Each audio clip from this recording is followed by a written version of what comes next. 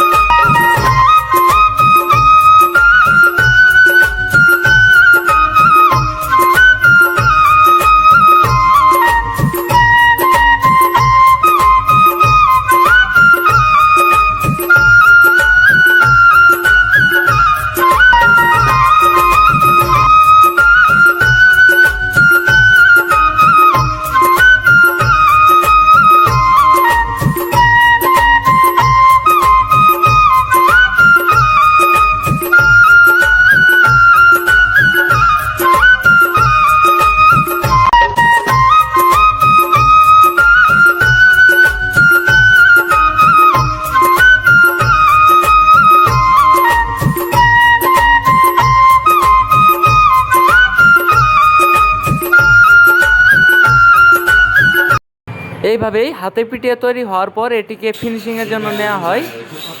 দেখতে পাচ্ছেন কিভাবে সম্পূর্ণ হাতে ফিনিশিং করা হয়। তারপর এগুলোকে গ্রাইন্ডিং মেশিন দ্বারা সেলানো হয়।